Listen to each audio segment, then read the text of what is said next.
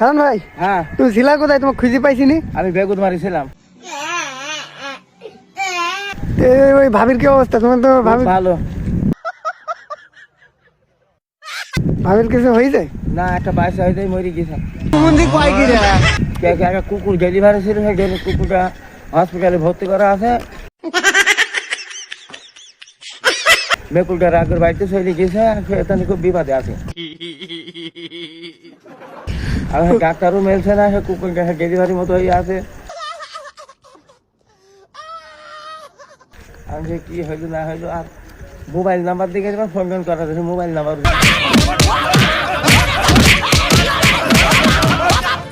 ও বাবা, বাবা গো, ওরা কি আমায় মার্ডার করতে চেয়েছিল? সে দেয় না। তেল আর কিছু করার নাই তো না? না, এ খুব টেনশনে আছে মেতানি। ও বহুত টাকা পয়সা খরচ করে সে মেকুটার জন্য, আবার সে কুকুরটার এই অবস্থা।